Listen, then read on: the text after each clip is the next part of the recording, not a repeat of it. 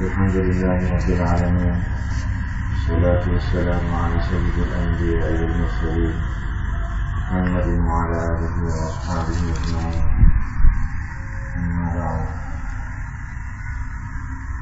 أعوذ بالله من الشيطان الرجيم. بسم الله الرحمن الرحيم.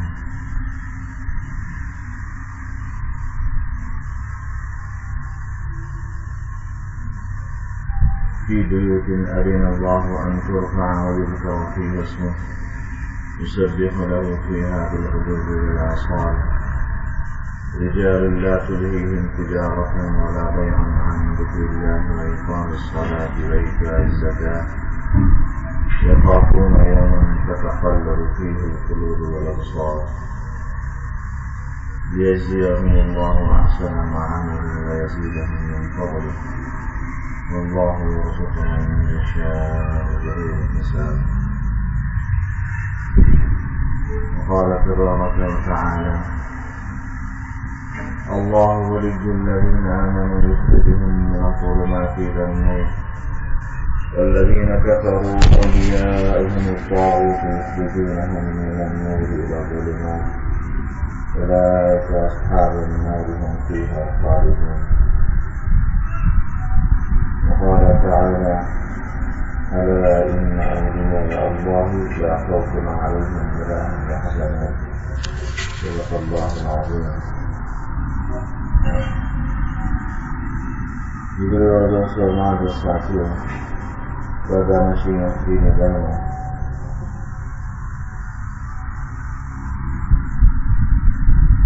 پہلی جو آیتیں پڑھی گئی وہ قال 18 کی ہیں،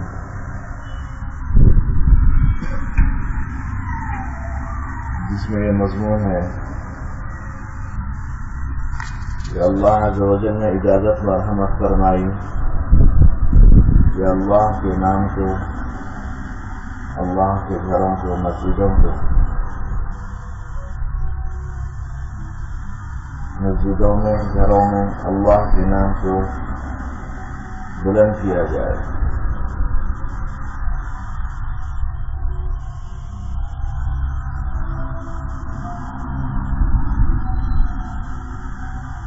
صبح و شام اللہ کی تسبیح بیان کرتے ہیں،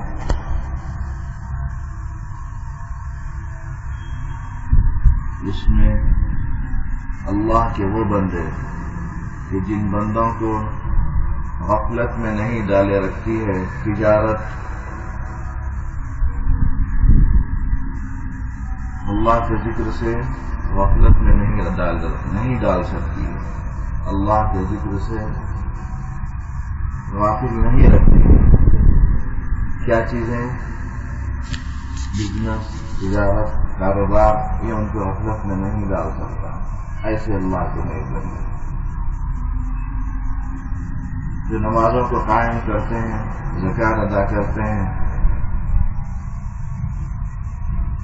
اور ڈرتے ہیں اس دن سے کہ جس دن کے اپنے اپنے انجام کو دیکھ کر، ہولناکیوں کو دیکھ کر یا وہاں کے احوال کو دیکھ کر لوگوں کی نظریں پلٹ جائیں گی، الٹی ہو جائیں گی،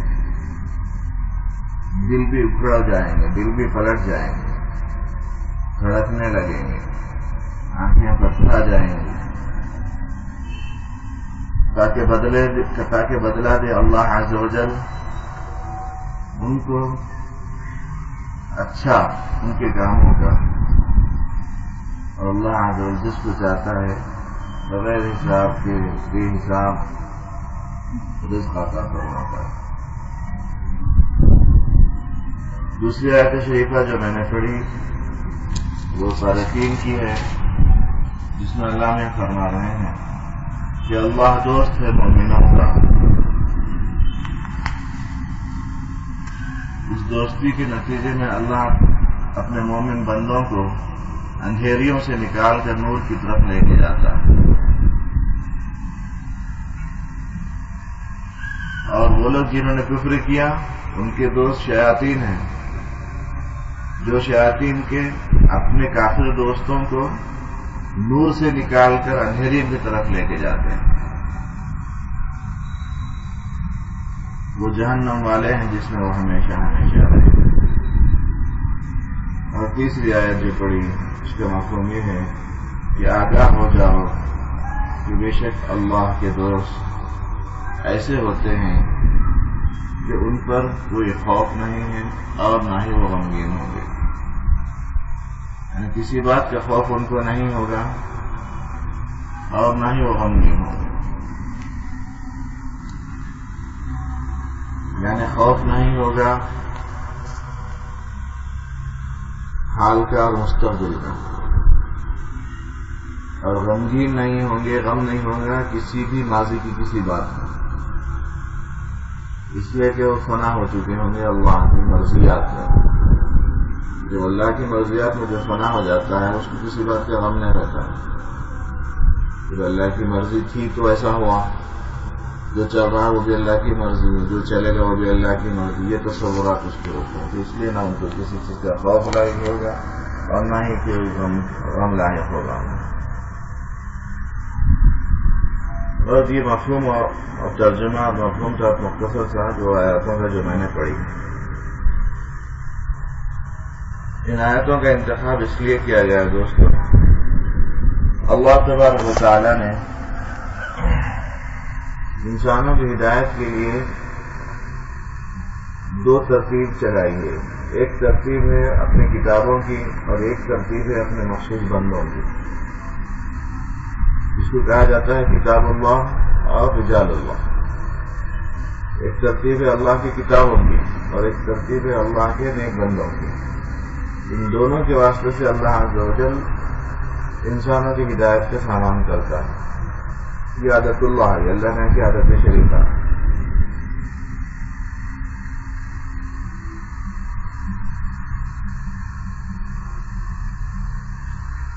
شروع سے لے کر اخیر تک سمجھے اللہ عز و جل نے یہی ترتیب چلائی کہ اللہ نے اپنے احکامات پر مشتمل صحیفے نازل فرمائے، کتابیں نازل فرمائیں، جن کو زبور سے تعبیر کیا گیا، قرآن میں بینات سے تعبیر کیا گیا، آیات سے تعبیر کیا گیا، کتب سے تعبیر کیا گیا، صحف سے تعبیر کیا گیا. یہ اللہ عز و جل نے ان کو کتابیں، صحیفے، لکھی ہوئی تختیاں عطا فرمائیں، اور ساتھ ساتھ انبیاء علیہ السلام اور رسولوں کی ذوات قدسیہ کو رجال اللہ کی حیثیت سے اللہ بھیجتا ہے. یہ دستور رہا اللہ کا. اب اللہ عز و جل نے آخری پیغمبر پر اپنی آخری کتاب حضرت محمد مصطفیٰ صلی اللہ علیہ وسلم پر اپنی آخری کتاب قرآن مجید نازل فرمائی. یہ آخری کتاب کے ساتھ بھی آخری پیغمبر تشریف لائے، اور ان دونوں میں ہی اللہ نے ہدایت کو مضمر کر دیا ہے، یعنی چھپا کے رکھ دیا ہے، اور ان دونوں کو جوڑ کے رکھا ہے مضبوط طریقے سے. کسی ایک کو پکڑ رہے ہیں، کسی ایک کو چھوڑ رہے ہیں تو ہدایت پوری نہیں مل سکتی. یہ بہت ہی ضروری پہلو ہے سمجھنے کا. یہ ایک پہلو اگر ہم اپناتے ہیں اور دوسرا پہلو چھوڑ دیتے ہیں تو پھر ہدایت مکمل نہیں ہو پاتی. مثال کے طور پر کوئی کتاب اللہ کو لے لے اور رسول اللہ کو چھوڑ دے تو ہدایت مکمل ہے، یا پھر رسول اللہ کو لے لے اور کتاب اللہ کو چھوڑ دے تو بھی مکمل نہیں اس کی ہدایت. دونوں لازم و ملزوم ہیں. لا الہ الا اللہ جہاں ہے وہیں محمد رسول اللہ بھی ہے. مومن اور مسلم ہونے کے لیے جہاں شہادت توحید باری تعالیٰ ضروری ہے وہیں شہادت رسالت محمدیہ بھی ضروری ہے. جہاں احکامات الہیہ ضروری ہے وہاں سنت نبویہ بھی ضروری ہے، طریقہ نبویہ بھی ضروری ہے. مثال کے طور پر اللہ نے حکم دیا زکوٰۃ ادا کرو. اب زکوٰۃ کیسے ادا کریں گے ہم، کتنی ادا کریں گے ہم، اس کی تشریح اور تبیین کے لیے اللہ عز و جل نے نبی کریم صلی اللہ علیہ وسلم کی ذات بابرکت کو عملی نمونہ بنا. آپ کے اقوال، آپ کے ارشادات اور آپ کے افعال کو اور آپ کی عملی زندگی کو اسوہ حسنہ سے تعبیر کر کے فرمایا کہ ان کی زندگی میں تمہارے بہترین نمونہ ہے. جو جو احکامات ہم نے دیے ہیں اس کی تکمیل کی صورت ان سے دے دی. ان کی تکمیل کی ترتیب ان میں دیکھو اور عمل کرو. اور اللہ عز و جل نے اسی دونوں کی ملی جلی ترتیب کا نام ہدایت رکھا ہے. اور بہت ہی واضح انداز میں فرمایا رسول نہیں بھیجے جاتے ہیں مگر اس کے لیے کہ ان کی اطاعت کی جائے. اور یہ فرمایا کہ وَإِن تُطِيعُوهُ تَهْتَدُوا، اگر تم ان کی اطاعت کرو گے تو ہدایت پاؤ گے. تُطِيعُوهُ میں ہو کی ضمیر کی مرجع نبی کریم صلی اللہ علیہ وسلم کی ذات بابرکت ہے. آیت لمبی ہے، اس کا مفہوم اس کے آخر میں جو حصہ ہے وہ ایسا ہے کہ رسول کی اطاعت کرو گے تو ہدایت پاؤ گے. بہت اعلیٰ.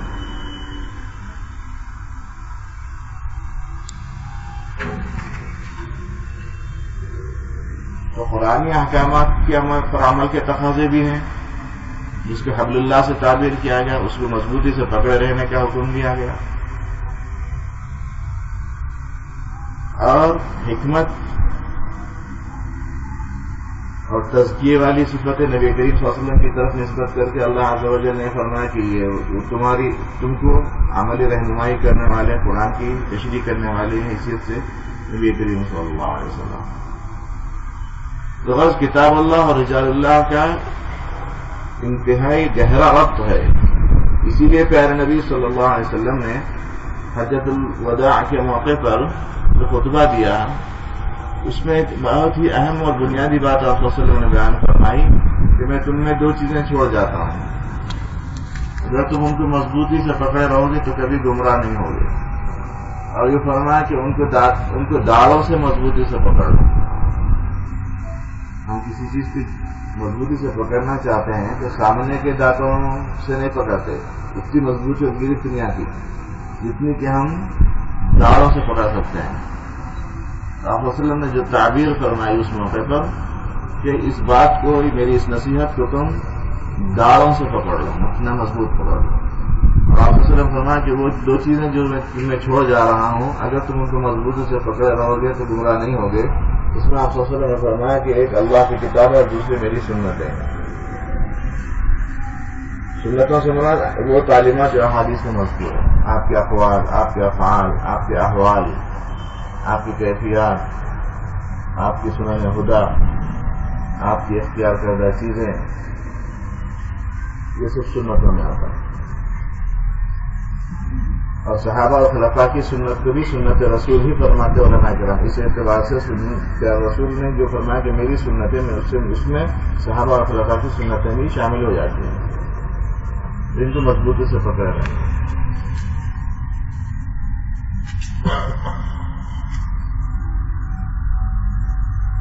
تو اب قرآن و حدیث جو ہے بنیادی چیزیں ٹھہری ہماری ہدایت کے سامان کے لیے. اب دوستو جس مضمون کی طرف میں آ رہا ہوں وہ یہ ہے کہ اس قرآن و حدیث میں بنیادی طور پر جو مضامین ہیں، بنیادی طور پر جو چیزیں ہیں، اس کی مختلف جہتیں، مختلف شقیں بن گئی. مثلا ان میں قرآن میں بھی حدیث میں بھی عقائد کی باتیں ہیں، قرآن اور حدیث میں مسائل کی باتیں ہیں، پاکی ناپاکی، پانی کی پاکی، جسم کی پاکی ناپاکی، کپڑے کی پاکی ناپاکی، وضو سے متعلق مسائل، نماز سے متعلق مسائل، روزے سے متعلق مسائل وغیرہ وغیرہ، وراثت کے مسائل، ترکے کے مسائل، جائیداد کے مسائل، بزنس کے مسائل، تجارت کے مسائل، زراعت کے مسائل، زکوٰۃ کے مسائل وغیرہ. مسائل کا ایک باب قائم ہو گیا.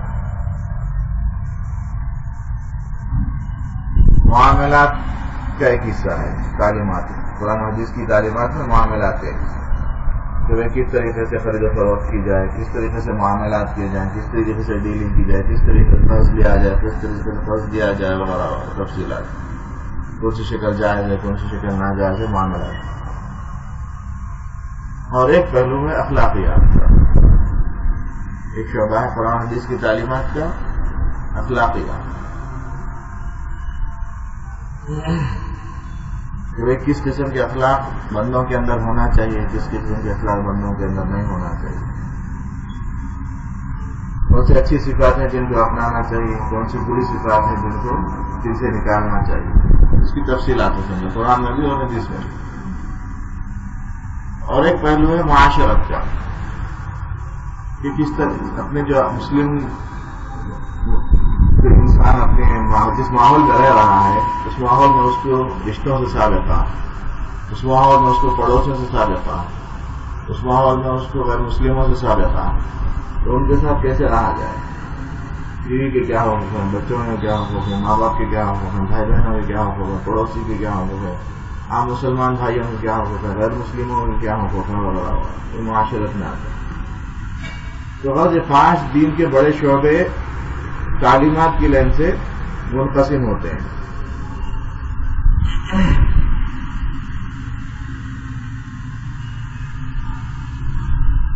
اور اللہ عز و جل نے اپنے دین کی جو حفاظت کی ذمہ داری لی ہے، اس دین کی حفاظت کی ذمہ داری کو اللہ عز و جل نے اس طرح پورا فرمایا کہ اس امت ہی کے مختلف طبقات کو اس بات کی توفیق بخشی کہ دین کے ان مختلف شعبوں میں وہ محنت کر کے اس کی حفاظت کریں۔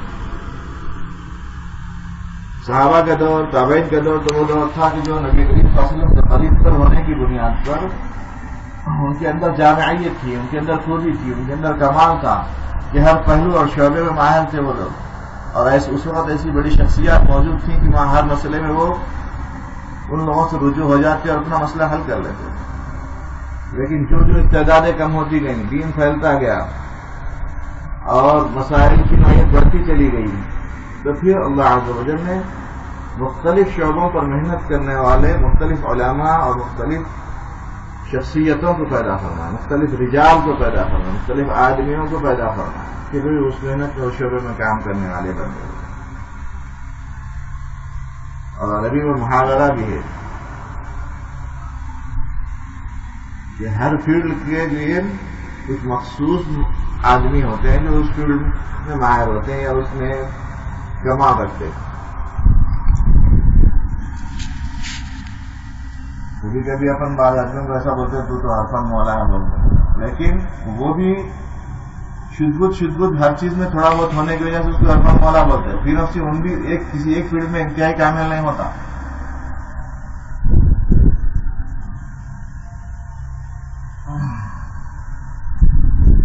وہ اس کے اسپیشلسٹ کہلاتا، اگر ہوتا تو وہ اس کے اسپیشلسٹ کہلاتا، اس کی بہت ڈیمانڈ اور مانگ ہوتی۔ تو اللہ عز و جل نے دین کے تمام شعبوں میں مخصوص افراد پیدا فرمائے، جن افراد کے ذریعے سے اللہ عز و جل نے دین کے اس شعبے کی خدمت کی اور اس دین کے اس شعبے کو زندہ رکھا۔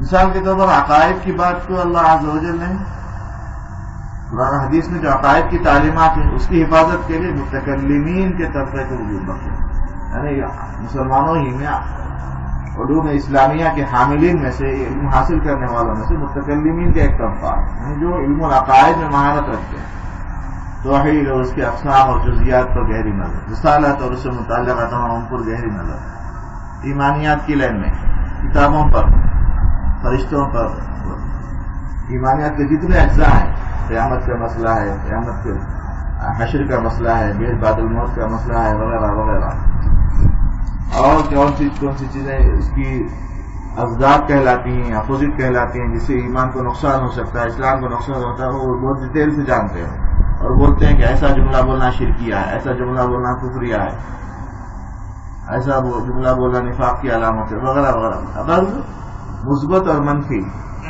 پازیٹیو اور نیگیٹو تمام پہلوؤں سے اس ماہر ہوتے ہیں کہ بھئی یہ علم العقائد ہے، یہ عقیدہ رکھنا ہے، یہ درست ہے، یہ برے عقیدے ہیں، ان سے بچنا ہے، ایسا تفصیل سے بتاتے ہیں۔ اور دین کے دوسرے تمام ضروری علوم، دوسرے جو شعبے ہیں اس کا بھی ضروری علم رکھتے ہیں اور زندگی گزارتے ہیں، اور ایک مومن کی حیثیت سے، ایک مسلم کی حیثیت سے پورے دین پر عمل کر کے گزرتے ہیں۔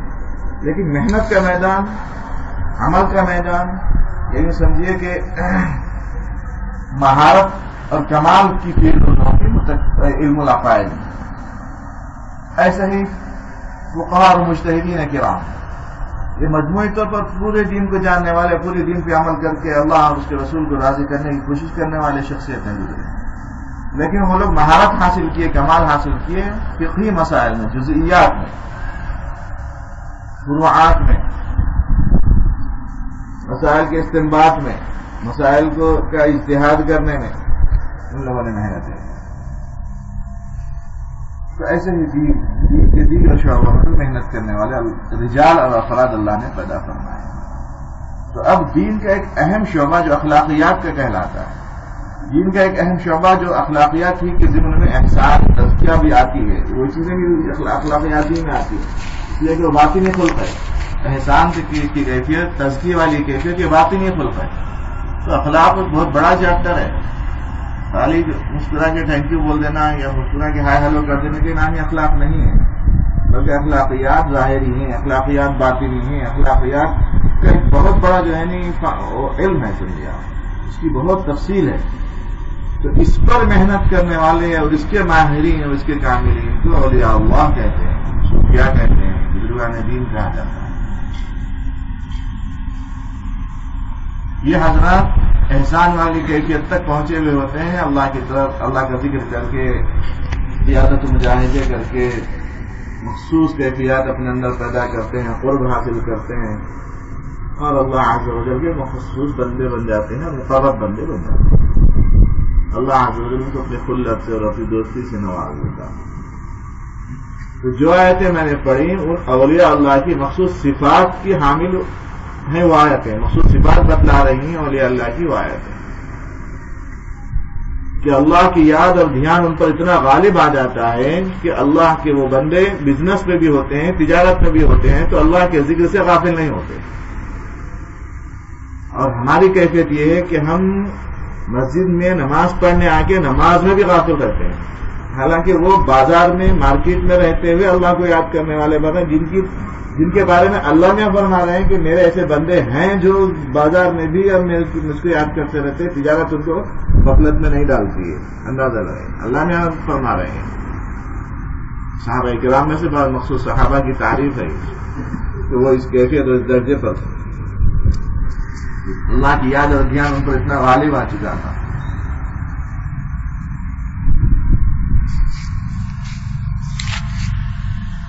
اور دوسری آیت شریفہ میں نے جو پڑھی اس میں بھی مخصوص کیفیت مذکور ہے کہ اللہ دوست ہے مومنین کا، جس کے نتیجے میں اللہ عز و جل ان کو اندھیریوں سے نکال کر نور کی طرف لے جاتا ہے. وہ اپنے آپ کو اس طرح اللہ کے سامنے پیش کر دیتے ہیں اور اس کے ہو کے رہ جاتے ہیں کہ جس کے نتیجے میں اللہ عز و جل انہیں جس قسم کی اندھیری سے نکال کر نور کی طرف لے جا رہا ہے اس کو قبول کرتے ہیں، اپنے نفس کو مار دیتے ہیں، اپنے خواہشات کو کچل دیتے ہیں، اور اللہ عز و جل جس کی رہنمائی کرتا ہے اس کی طرف چلے جاتے ہیں. بدعقیدگی کی ظلمت سے نکال رہا ہے، توحید کی طرف لے کے چلے جاتے ہیں، توحید کے نور کی طرف. نفس پرستی کے بجائے رسول کی اطاعت اور فرمانبرداری کی اسپرٹ آ جاتی ہے کہ نور کی طرف لے جا رہے اللہ. بدعات کی ظلمتوں سے نکال کر سنتوں کے نور کی طرف اللہ میں لے کے جاتے ہیں اپنے مومن بندوں. سیئات کی ظلمتوں اور اندھیریوں سے نکال کر حسنات اور نیکیوں کے نور کی طرف لے کے جاتے ہیں. نفاق کے ظلمتوں اور اندھیریوں سے نکال کر اخلاص کے نور کی طرف لے کے جاتے ہیں، یقین کی نور کی طرف لے کے جاتے ہیں. شک اور تردد کی ظلمتوں سے نکال کر یقین کی اور جذب والی کیفیت کے نور کی طرف لے کے جاتے ہیں. غفلت کی اور بے توجہی کی، بے حسی کی ظلمتوں سے نکال کر یاد اور دھیان کے نور کی طرف لے کے جاتے ہیں. اللہ عز و جل اپنے مومن بندوں کے ساتھ دوستی اور ولایت کا اس طرح معاملہ کرتے ہیں کہ ان کو اندھیروں سے نکال کر نور کی طرف لے آتے ہیں. اور اس کے برخلاف اہل کافر کے بھی کچھ دوست ہوتے ہیں، لیکن ان کے دوست کون ہیں؟ اللہ نے فرما رہا ہے کہ ان کے دوست طاغوت ہیں، شیاطین. سرکش شیاطین کو طاغوت بولا جاتا ہے. والذین کفروا اولیاءهم الطاغوت، جنہوں نے کفر کیا ان کے دوست کون ہیں؟ تو ان کے ولی، ان کے دوست شیاطین، جو سرکش شیاطین. وہ کیا کرتے ہیں؟ ان کو نور سے نکال کر، یعنی کافروں کو اگر وہ کسی بھی اچھائی کی لائن میں ہوں گے کسی اعتبار سے، تو وہ اچھائی میں سے بھی نکال کر تو ظلمات کی طرف اور اندھیرے کی طرف لے کے جاتے ہیں. اولا تو کفر کے اہل کفر کے پاس کوئی نور نہیں ہے. مزید یہ کہ وہ ایمان والوں کی محنتوں سے جو نورانی تعلیمات ان تک پہنچنے بھی جا رہی ہوں گی تو شیاطین اور طاغوت جو ہے نا ان کو نور والی کیفیت سے نکال کر وہ اسی کفر شرک کی، معاصی کی، فسق و فجور کی اندھیرے کی طرف لے کے چلے جاتے ہیں۔ شیاطین اہل کفر کے ساتھ یہ کرتے ہیں۔ اور تیسری آیت شریفہ میں نے جو پڑھی کہ اللہ کے دوست اس مزاج کو پائے ہوئے اس مزاج کے حامل ہوتے ہیں اور اس معتبر مقام تک پہنچے ہوئے ہوتے ہیں کہ ان کو کسی چیز کے تلف ہونے کا، کسی چیز کے چلے جانے کا کوئی خوف نہیں، کوئی غم نہیں ہوتا، اور نہ ہی حال اور مستقبل کے بارے میں ان کو کوئی خوف یا خطرہ لاحق ہوتا ہے، بلکہ اللہ عز و جل ان کے نفس کو نفس مطمئنہ کی کیفیت میں لے کے چلا جاتا ہے، جس کی وجہ سے ان پر اب کوئی خوف طاری نہیں ہوتا۔ وہ اللہ سے راضی اور اللہ ان سے راضی والی کیفیت میں وہ لوگ آ جاتے ہیں، جس کی اشارہ کیا گیا ہے یا ایتھا النفس المطمئنہ ارجعی الی ربک راضیۃ مرضیہ، پھر اس کے نتیجے میں فادخلی فی عبادی وادخلی جنتی، یہ کیفیتیں حاصل ہونے کے بعد میرے بندوں میں داخل ہو جا۔ تو معلوم ہوا کہ اللہ کے حقیقی بندے وہ ہیں کہ جن کا نفس لوامہ کی کیفیت سے آگے امارہ کی کیفیت سے آگے بڑھتے ہوئے لوامہ بنا، پھر لوامہ کی کیفیت سے آگے بڑھتے ہوئے مطمئنہ کی کیفیت میں آیا، پھر وہ اس کیفیت میں آئے کہ اللہ ان سے راضی اور وہ اللہ سے راضی۔ اس کے بعد اللہ میں فرما رہے ہیں کہ اب تو میرے بندوں میں داخل ہو جائے، یعنی مقرب نیک بندوں میں، خاص بندوں میں، خواص میں سے، اور میری جنت میں داخل ہو جائے۔ تو ایسے بزرگان دین اور اولیاء کرام کی مخصوص تعلیمات کے سلسلے سے وابستہ اللہ عز و جل نے ہم کو اور آپ کو فرمایا، اللہ عز و جل کا بڑا احسان ہے کہ دین کے ایک اہم شعبے کو جو دوسرے شعبوں کی بھی جان بتلائی جاتی ہے، دوسرے شعبوں کی بھی جان بتائی جاتی ہے۔ مثلا عقائد کا باب ہے، اگرچہ کہ عقائد کی بحثیں یہاں پہ نہیں کی جاتی، لیکن ان عقیدوں میں جو چیز بنیادی چیز ضروری ہے کہ یقین، اخلاص، حسن نیت، وہ یہاں سکھایا جاتا ہے۔ یعنی جو عقیدے ہیں ان کے اندر یہ چیزیں ہے تو وہ مقبول ہوتے نہیں تو نہیں۔ اب وہ دوسرا شعبہ مثلا احکامات کا تھا، عبادات کا وغیرہ وغیرہ، اب اس میں نماز پڑھ رہے، لیکن یہاں پر نماز کے مسائل آپ کو نہیں بتایا جاتا، لیکن نماز میں احسان والی کیفیت ہونا، اللہ مجھے دیکھ رہے ہیں والی کیفیت ہونا، یا میں اللہ کو دیکھ رہا ہوں یہ کیفیت ہونا، حضور قلبی نصیب ہونا نماز میں، یہ کیفیتوں کا درس یہاں ملتا ہے۔ تو گویا تبھی یعنی یہ کیفیتیں ہوں گی تبھی وہ احکامات اور عبادت والا پہلو بھی مقبول ہوگا۔ اسی طریقے سے تمام دیگر شعبے ہیں، ان تمام تر شعبوں میں بھی مقبولیت کے لیے جو چیز ضروری ہے، مقبولیت کے لیے جو صفت اور جو خلق ضروری ہے، وہ خلق ان بزرگان دین کی تعلیمات میں ملتا ہے۔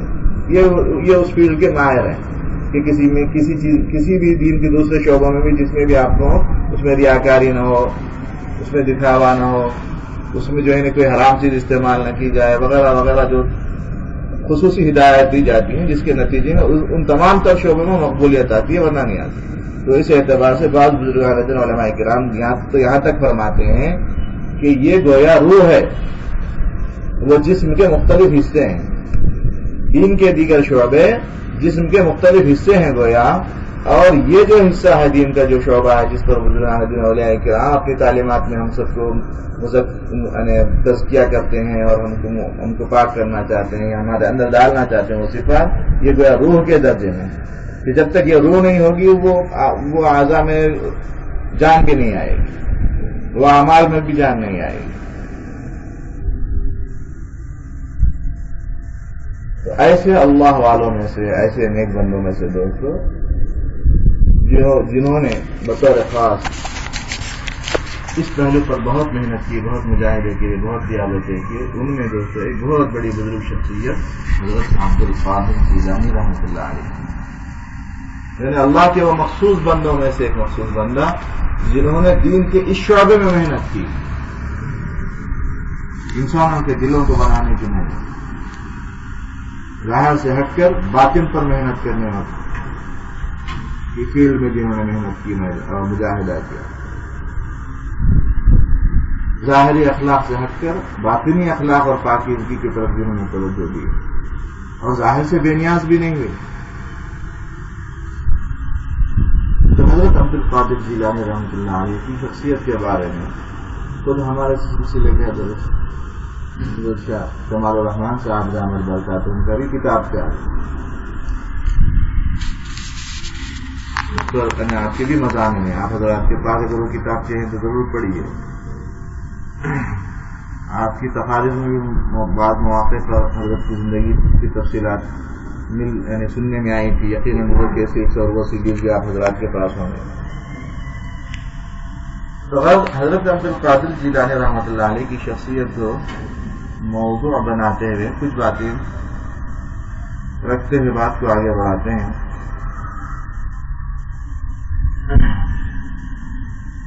حضرت عبد القادر جیلانی رحمۃ اللہ علیہ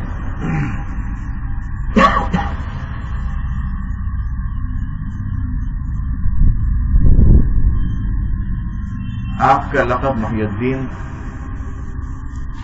تھا، یعنی دین کو زندہ کرنے والا. اور آپ کے ابا جان کا نام تھا ابو صالح، اور جنگی دوست بھی بتایا جاتا ہے.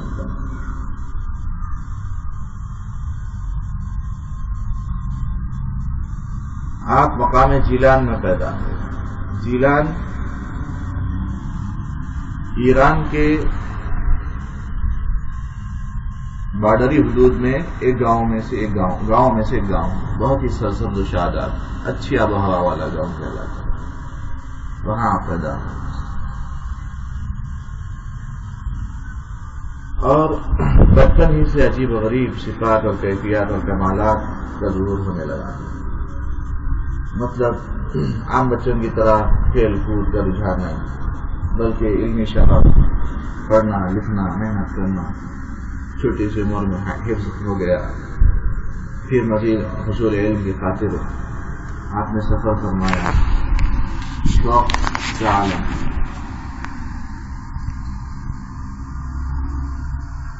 بغداد تشریف لائے، وہاں بہت لمبی سکونت اختیار فرمائی. جیسا کہ بعض مؤرخین نے لکھا ہے تقریباً 74 سال آپ بغداد میں رہے اور اپنی شیخ کی صحبت میں تقریباً 18 سال رہے. حضرت ابو سعید مکرمی رحمۃ اللہ علیہ آپ کے شیخ ہیں، جو قاضی بھی تھے، مرشد بھی تھے. اور آپ کی تاریخ پیدائش تقریباً 470 ہجری بتلائی جاتی ہے، یعنی کوئی 5ویں صدی ہجری کے بزرگ ہیں.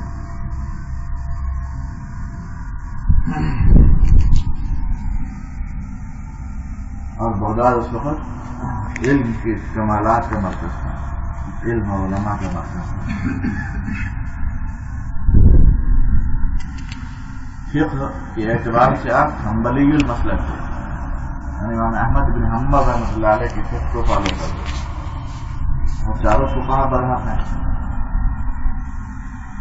تو ایک امام احمد بن حنبل بھی ہیں ان میں سے، تو آپ ان کے مسلک کے فالو کرنے والے ہیں. ان کی بتائی ہوئی اجتہادات کی فقہی مسائل. آپ کے ابا انتہائی صالح تھے، بہت ہی نیک، بہت ہی شریف. ان کی نیکی اور شرافت سے متعلق مشہور واقعہ ہے جو آپ حضرات نے کثرت سے سنا ہوگا، پھر بھی سناتے ہیں تبرکاً، کہ آپ کے ابا جان اتنے بزرگ صفت اور اتنے نیک تھے اور اتنے متقی اور پرہیزگار تھے کہ ایک دفعہ بھوک کی حالت میں آپ ایک نہر کے کنارے سے جا رہے تھے اور بھوک شدت کی لگی ہوئی تھی. آپ نے ایک سیب کو دیکھا کہ وہ آ رہا ہے، آپ نے اس کو اٹھا کر کھا لیا. لیکن پھر یہ خیال آیا کہ اس نہر کے کنارے مختلف باغات لگے ہوئے، ان میں سے باغ سے گر کے آیا ہوگا، میں نے بغیر اس باغ کی مالک کھا لی. یہ بہتر نہیں کیا ہے. تقوی کے کمال کہیے یا آخرت کا تصور کا غلبہ کہیے، ایک حال تھا سمجھے آپ. فقہی جزیات میں تھوڑی بہت گنجائش نکلی تو نکلتی ہوں گی. بھوک میں تھے، لاوار اس سے بارہ تھا، کون مالک ہے اس کا پتہ ہی نہیں تھا. ایسے شخص میں بھوک کے وقت، ضرورت کے وقت زیادہ تھے، ایسا مسئلہ نکل بھی سکتا تھا ہونا، لیکن ان حضرات پر تقوی کا غلبہ تھا اور مخصوص کیفیات کا غلبہ تھا، ایک حال بتایا جاتا ہے، اس کی وجہ سے ان کو احساس شدید ہوتا گیا کہ بھائی کہیں اس کے بارے میں پوچھ نہ ہو جائے. تو فکر آخرت اور تصور آخرت کے غلبے میں انہوں اس باغ کے مالک تک پہنچے اور بولے کہ بھائی میں نے آپ کے باغ کا سیب بغیر اجازت، آپ کے باغ کا سیب میں نے بغیر اجازت کھا دیا، آپ مجھے معاف کر دیجیے. تو وہ بھی بڑے بزرگ تھے، وہ باغ کے مالک تھے. اس وقت کے یوں سمجھے کہ بھائی مالداری تھے ہوں گے، باغ تھا بولے تو مالداری تھا، موٹے الفاظ ہیں، لیکن وہ لوگ بھی اللہ والے ہوا کرتے تھے، وہ لوگ بھی دین پسند ہوا کرتے تھے، دینداری ان کے اندر غالب ہوا کرتے تھے. اور ہمارا عجیب حال ہے، تھوڑے بہت مالیات کے نقشے آتے، مقصدات کے نقشے بھی آنا شروع ہو جاتے ہیں، خراجی کے نقشے بھی ہمارے گھروں میں، ہمارے لائف اسٹائل میں آنا شروع ہو جاتے ہیں. جہاں تھوڑا سا مال پکڑے وہ نہ ایماندار دوستاں قریب رہتے، شریف دوستاں قریب رہتے، اپنا لائف اسٹائل چینج کرنا رہتا، محلہ بدل جاتا کبھی کبھی تو، اور پھر دوستوں کا حلقہ اور دوستوں کا سرکل بھی بدل جاتا. وہ بھی اللہ والے تھے بیچارے. انہوں نے دیکھا کہ ایک نوجوان ہے اور وہ بھی ایسی فکر آخرت کا غلبے کا حامل ہے کہ ایک معمولی سی سیب کھانے پر جو ہے معافی مانگنے آیا. تو انہوں نے کہا کہ میں آپ کو معاف نہیں کر سکتا جب تک کہ آپ کو میرے باغ میں کام کرنا پڑے.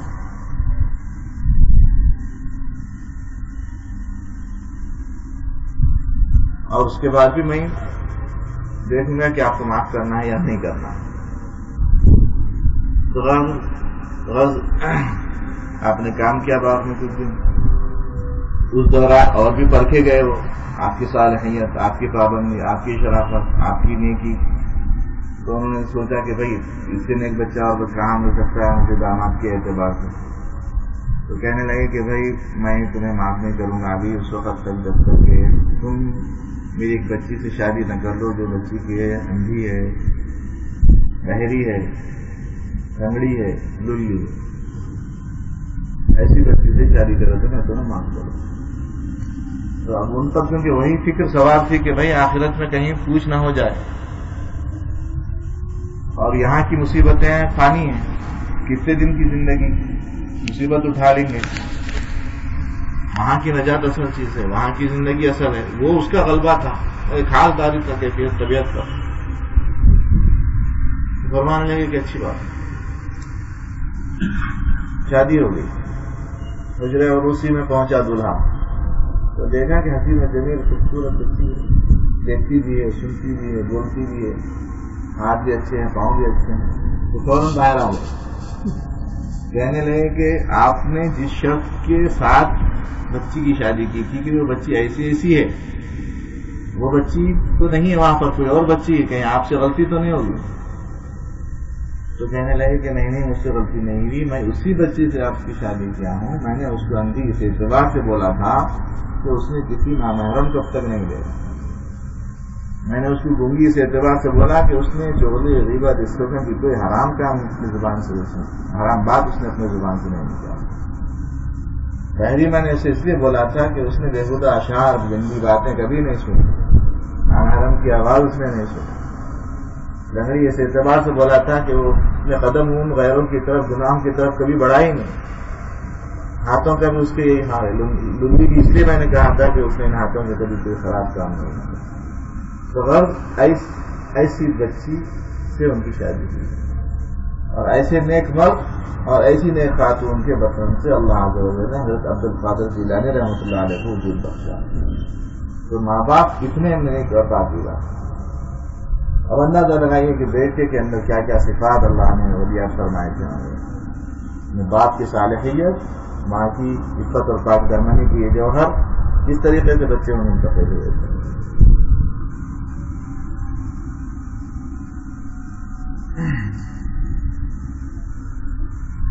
آپ کی ماں کا کثرت سے قرآن مجید پڑھنا وغیرہ بھی منقول ہے بعض واقعات میں، اس کے اثرات. اور پھر ماں کا گود ہی بچے کا سب سے پہلا مدرسہ ہوتا ہے، تو اس اعتبار سے بچپن ہی سے ماں نے جو تربیت کی ہوگی اس کا اندازہ اس سے لگائیے کہ جب سفر میں آپ نے علم کے حصول کے لیے جب آپ نے سفر فرمایا اور سفر کے درمیان ڈاکوئے نے لوٹا اور اس نے پوچھا کہ تمہارے پاس کیا ہے بتاؤ، تو انہوں نے صاف صاف بتا دیا کہ میرے پاس اتنے پیسے ہیں۔ اس نے ظاہری طور پر دیکھ کے بولا کہ کچھ بھی نہیں ہے، جھوٹ کہہ رہا ہوں، کہا کہ نہیں، میری ماں نے بغل میں سی دیا، بھولے انداز میں انتہائی سچائی کے ساتھ میں نے بتا دیا۔ اس نے بولا کہ بھائی تم نے چھپایا کیوں نہیں، تم بچ جاتے۔ اس نے کہا میری ماں نے نصیحت کی تھی کہ جھوٹ نہیں بولنا۔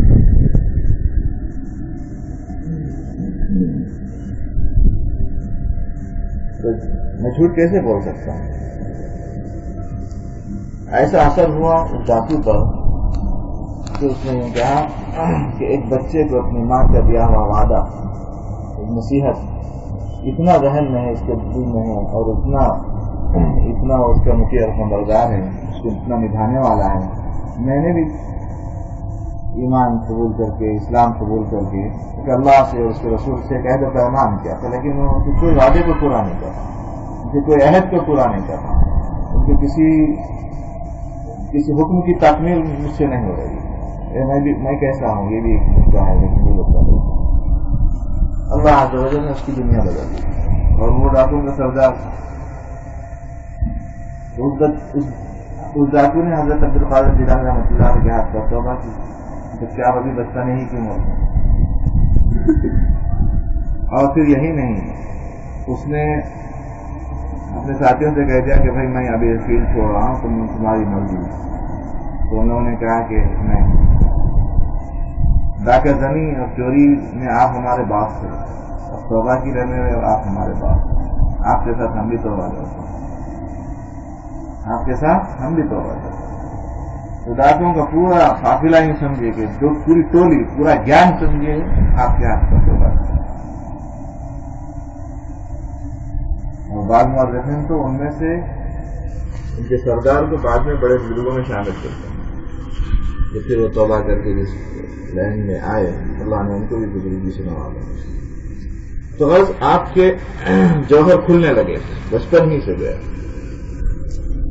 بغداد تشریف لانے کے بعد آپ نے علوم کی تکمیل کی، ظاہری علوم کی تکمیل کی، علوم شریعت کی تکمیل فرمائی، قرآن، حدیث، فقہ، نحو، ان تمام علوم کو آپ نے حاصل کیا، اس میں مہارت حاصل فرمائی۔ اور آپ کی علمی مہارت کو دیکھ کر بھی بہت سارے لوگ اس وقت کے قدیم بڑے بڑے علماء یہ کہتے تھے، سنا کہ یہ بچے میں بڑا عجیب کمال ہے۔ مسائل میں اور فتاوا میں بھی فتاوا پوچھے جانے لگے، مسائل پوچھے جانے لگے، تو آپ جس انداز سے مسائل کا جواب دیتے اور فتاوا دیتے تھے، اس کے بڑے بڑے علماء مفتی اس وقت کے جو پرانے تھے، بڑی عمر کے تھے، وہ حضرات سراہنے لگے۔ ظاہری علوم میں مہارت اور اس میں کمال آپ نے پیدا کرنا، اور پھر ساتھ ساتھ اپنے باطن کے تزکیے کے لیے اور اخلاق کی کیفیات کو بڑھانے کے لیے آپ نے اپنے نہیں سمجھے کہ بزرگان دین سے بھی اپنے آپ کو آگاہ کر دیا، جیسا کہ ابھی میں نے نام لیا تھا قاضی مکرمی رحمۃ اللہ علیہ، ان سے آپ نے بیعت کی اور بہت سال آپ کی خدمت کر دی۔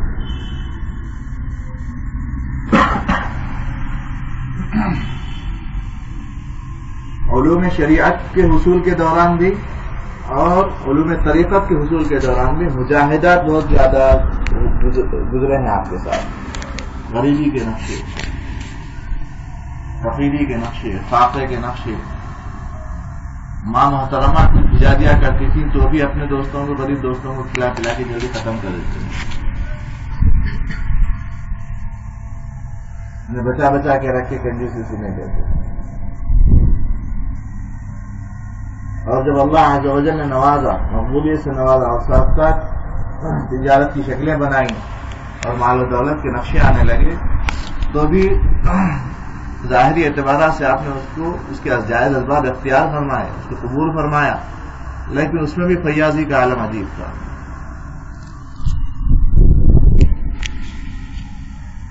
نقل کرنے والے لکھتے ہیں کہ اگر آپ کے پاس 1000 دینار بھی آ جاتے، دینار اس وقت کا سب سے بڑا سکہ، درہم چھوٹا، اگر 1000 دینار بھی آ جاتے تھے تو وہ شام تک نہیں رہ پاتے تھے آپ کے پاس. اور خود اپنی کیفیت ایک دفعہ ایک جگہ لکھتے ہیں حضرت عبد القادر جیلانی رحمۃ اللہ علیہ، ایسا محسوس ہے جیسے اللہ نے میری ہتھیلی میں سوراخ کر دی ہے. سوراخ ہے مطلب میرے ہاتھ میں پیسے رہتے نہیں، یہ بولنا چاہ رہا ہوں. ایسی کیفیت تھی.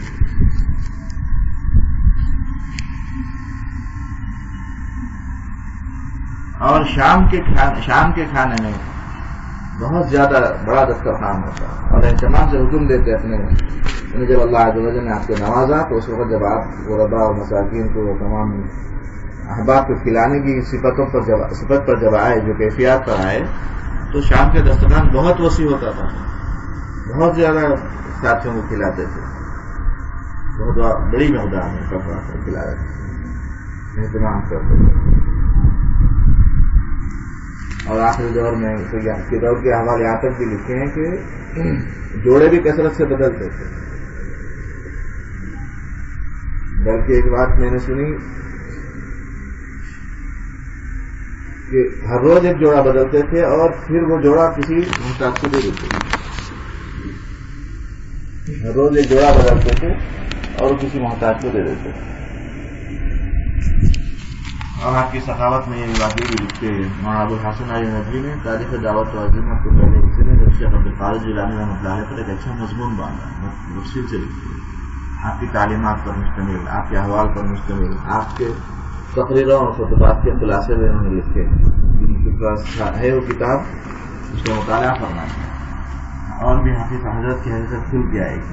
شیخ عبد القادر جیلانی رحمۃ اللہ علیہ کی شان کیسی تھی، آپ کے بعض احوال کا تذکرہ چل رہا ہے. تو اس میں یہاں تک بھی لکھا ہے ایک بزرگ کے حوالے سے کہ آپ کبھی کبھی تو سائل کو اگر کچھ نہیں ہوتا تو اپنے آنکھ کا کپڑا بھی دے دیتے، کسی سائل کو منع نہیں کرتے تھے. اور کبھی کبھی تو ایسا بھی ہوا، لکھ رہا ہے ناقل ان کے احوال کو لکھنے والا، اور وہ بھی ایک بزرگ ہی ہیں، کہہ رہے ہیں کہ بعض دفعہ تو سائلین کو آپ اپنے آنکھ کے کپڑے دے دیتے. آنکھ کے کپڑے سے دینے سے مراد یقیناً اتنا حصہ ضرور رہتا تھا ہوگا جتنا کہ سطر چھپایا جا سکے. مطلب اوپر کی چادر دے دی، کرتا جبہ اتار کے دے دی، جبے کے اندر بھی کچھ نہ کچھ پہنے ہوئے ہوتے تھے، اس سے رہتے تھے، گھر چلے آتے تھے، پھر دوسرا پہن لیتے تھے، لیکن اس وقت سائل کو دے دیتے. اور دوست تحریر سے نعمت کے طور پر عرض ہے کہ والدہ محترمہ اللہ تعالیٰ ان کی عمر میں صحت میں درازی نصیب فرمائے، فرماتی ہیں کہ والد صاحب حضرت غلام محمد صاحب رحمۃ اللہ علیہ بھی کبھی کبھی مسجد میں کوئی ضرورت مند آیا تو اس کو اپنا رومال دے کے آگے، کپڑے دے، کرتا اتار کے دے کے آگے. سائلین کو، ضرورت مندوں کو. یہ کیفیتیں یعنی یہ سمجھے کہ یہ صفات اپنے اندر اس درجے تک آ جانا اور دنیا کی کسی چیز سے کی محبت نہیں رہنا اور ان سب چیزوں کو فانی سمجھنا، عارضی سمجھنا، یہ جو کیفیات ہیں، یہ کیفیات جو ہے دوستو بزرگان دین کی صحبتوں میں مستقل رہنے سے آتی ہیں. وہ ان کی تجربہ بتاتے ہیں بزرگان، اور ہم اسی کوششوں میں ہم اور آپ یہاں جڑتے ہیں، جمع ہوتے ہیں. خدا کرے کہ اس کے خوش شمع ہمیں نصیب ہو جائے. تو یہ تو حضرت کے کچھ احوال تھے، لیکن حضرت عبد القادر جیلانی رحمۃ اللہ علیہ کے جو علمی اور عملی کارنامے ہیں وہ ایک بہت بڑا عنوان ہے. حضرت عبد القادر جیلانی رحمۃ اللہ علیہ کے خود الفاظ میں ایک تقریر ان کے گفتگو کا ایک حصہ ہے جس میں فرماتے ہیں کہ اللہ کے فضل و کرم سے میرے ہاتھ پر 5000 یہودیوں اور عیسائیوں نے اسلام کو قبول کیا. 5000 یہودیوں اور عیسائیوں نے آپ کے ہاتھ پر اسلام کو قبول کیا. میرے ہاتھ پر 5000 یہودیوں نے اسلام کو قبول کیا. اور ایک مرتبہ فرماتے ہیں کہ اللہ کے فضل و کرم سے 1,00,000 گناہگاروں نے میرے ہاتھ پر توبہ کی. 1,00,000 گناہگاروں نے میرے ہاتھ پر توبہ کی. اور آپ علوم شریعت کا بھی جہاں حاصل کیے وہیں علوم شریعت کو زندہ کرنے کے لیے بھی آپ کے درس ہوا کرتے تھے، بلکہ ایام متعین تھے، نمازوں کے بعد والے اوقات متعین تھے کہ ایک دن درس قرآن، ایک دن درس حدیث، ایک دن درس فقہ، بلکہ علوم عالیہ جس کو قرآن اور حدیث اور فقہ یہ علوم عالیہ کہلاتے ہیں مدارس کی زبان میں، علوم اسلامیہ کی زبان میں، اور ایک وہ علوم ہوتے ہیں جو اس کے نیچے درجے کے ہوتے ہیں جو وہاں تک پہنچاتے ہیں سمجھیے، جیسے نحو ہے، صرف ہے، گرامر ہے، وغیرہ وغیرہ، عربی لینگویج کا ادب ہے، آرٹ ہے، تو آپ علم نحو کا بھی درس دیا کرتے ہیں۔ یہ تو علوم شریعت اور یہ علوم ظاہری پر محنت کی شکلیں ہیں۔ پھر ساتھ ساتھ علوم باطنی کے لیے اور رشد و ہدایت دینے کے لیے، توبہ اور استغفار کرانے کے لیے، لوگوں کو دل کی صفائی کے لیے آپ کی جو مجلسیں ہوا کرتی تھی وہ الگ شان کے ہیں۔ آخری دور میں اس کا غلبہ تھا اور اسی کو آپ نے اپنا موضوع بنا لیا۔ بڑی بڑی مجلسیں ہوا کرتی تھی، ہر قسم کے لوگ آ کر بیٹھتے، غریب، امیر، اہل علم، جاہل، یہی نہیں عمرا اور سلاطین، بڑے بڑے عہدیدار لوگ آ کر بیٹھتے تھے۔ 400 لکھنے والے آپ کے درس میں، آپ کے مواعظ کو، آپ کی ہدایات کو لکھنے والے۔ آپ کا ایک شاگرد کہتا ہے کہ آپ کی مسجد میں میں نے دوات گنے کہ کتنے لوگ دوات لے کے آئے ہیں لکھنے کے لیے، تو کہتا ہے کہ 400، اتنی بڑی تعداد میں، اتنا بڑا بڑا مجمع آپ کی مجلس میں ہوا کرتا ہے۔ اور تعلیمات کے مضامین کیا ہوا کرتے تھے، خطبات اور تقاریر کے موضوعات کیا ہوا کرتے تھے، اس کے بارے میں ابوالحسن علی ندوی رحمۃ اللہ علیہ خطبہ تاریخ دعوت و عظمت کے اسی باب میں نقل فرماتے ہیں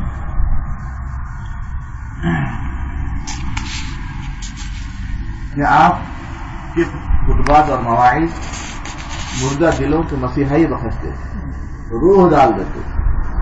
عام طور پر مجلس میں جس قسم کی لوگوں کو جس قسم کی نصیحت ہوا کرتی تھی، آپ کے زبان مبارک سے نصیحتیں نکلتی تھی، جس میں مالداروں کے لیے ان کو جھنجھوڑنا بھی ہوتا تھا، غریبوں کے لیے تسکین کا سامان بھی ہوتا تھا، عمرا اور سلاطین کے لیے بھی سرزنش ہوا کرتی تھی۔ اور جس دور سے گزرے ہیں یعنی سیاسی اعتبارات سے، یہ عباسی دور خلافت ہے، اور آپ نے تقریباً 5 عباسی خلافہ کے دور پائے ہیں۔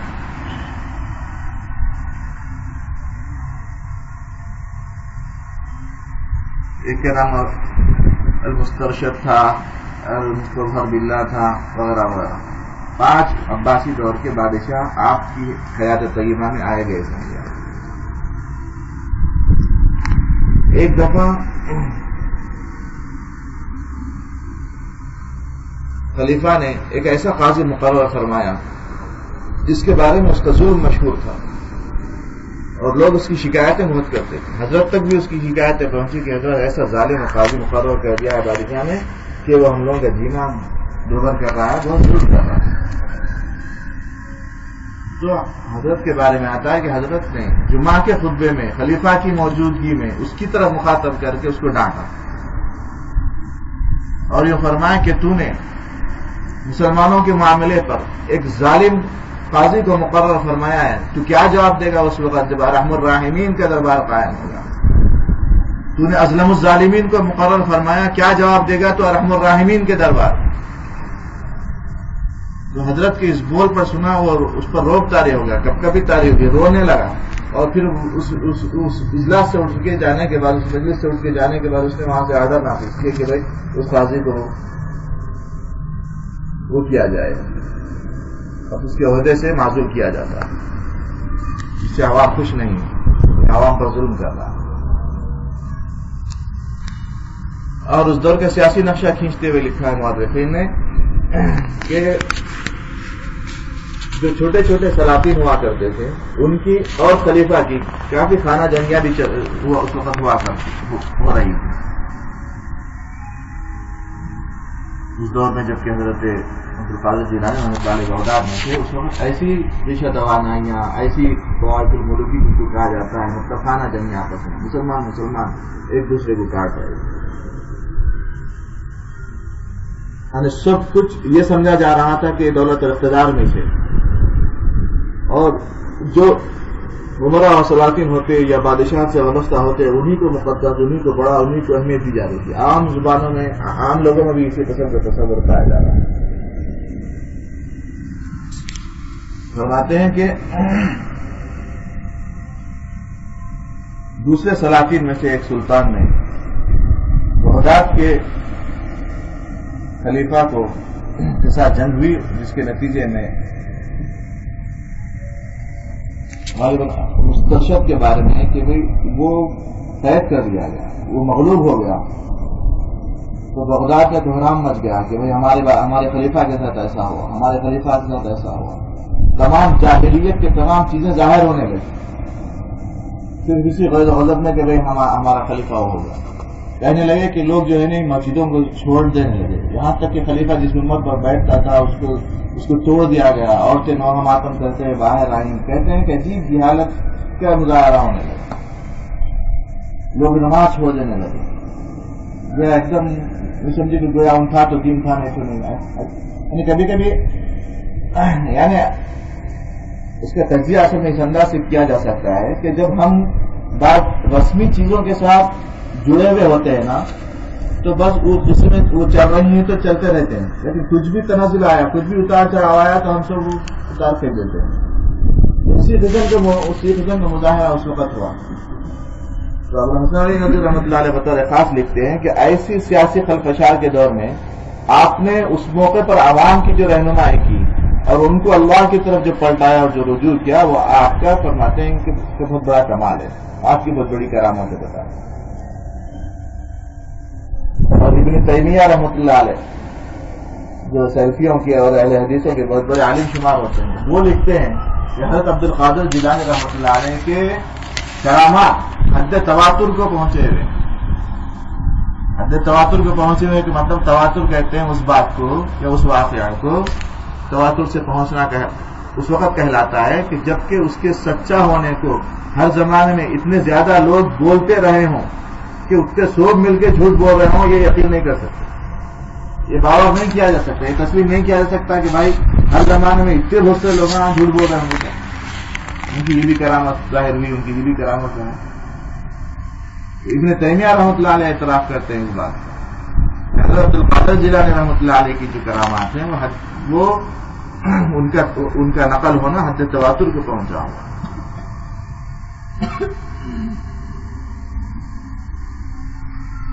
تو علمی اور عملی اعتبار سے ان کی سب سے بڑی کرامت یہ تھی کہ اس وقت سیاسی خلفشار کے نتیجے مسلمان جو بے دین ہو رہے تھے، اس وقت آپ نے ان لوگوں کے لیے جو دین کا سہارا بنایا، جو دین کا سہارا جو دوستو اللہ کی طرف پلٹایا، ان کے خطبات میں ان کے خطبات کی مختلف شانیں ہیں۔ تو بعض خطبات میں یہ شان ہے کہ جس میں انہوں نے یوں کہا کہ آخر تمہیں عجیب للکار ہے، اس کے اندر عجیب جھنجھوڑنا ہے کہ تم لوگوں کو کیا ہو گیا، کس کی طرف نظر جمائے ہوئے، یعنی بادشاہ ہی کو سب کچھ سمجھ رہے ہو، سلطان ہی کو سب کچھ سمجھ رہے ہو، خلیفہ ہی کو سب کچھ سمجھ رہے ہو، اہل دولت اور اہل ثروت ہی کو سب کچھ سمجھ رہے ہو۔ اور پھر مثال دے کے کہہ رہے ایک مثال دیتے ہوئے فرما رہے ہیں کہ سلطان کی مثال یوں سمجھو کہ اس کو زنجیر میں جکڑا جا چکا ہے اور اس کی گردن میں کڑا ڈال دیا گیا، توق ڈال دیا گیا، اور وہ ایک نہر کے کنارے، بہتی دریا کے کنارے جو بہت کھاٹے مارتا ہوا موجوں کے ساتھ جا رہا ہے، اس کو ایک جھاڑ سے باندھ دیا گیا، اور وہیں دوسری طرف ایک خلیفہ اونچائی پر جو پانی کی پہنچ سے باہر ہے، جو تمہاری پہنچ سے اونچا ہے، پورے ہتھیاروں کے ساتھ لیس ہے اور تخت پر بیٹھا ہوا اس کی منظر کو دیکھ رہا ہے۔ تو فرمایا پوچھ رہے ہیں کہ تم کو کیا ہو گیا کہ وہ جو بے کس، لاچار اور جکڑے ہوئے حالت میں جو آدمی باندھ دیا گیا ہے، اسی پر نظر جمائے ہوئے۔ اس خلیفہ کو نہیں دیکھ رہے ہو، یعنی اس ذات کو نہیں دیکھ رہے ہو جو کہ بڑی قوتوں کا حامل ہے، جو کہ بڑی طاقتوں کا مالک ہے. تمہاری حالت یہ ہے کہ وہ جو اب مارا جاتا ہے، جو اب فنا ہو جانے والا ہے،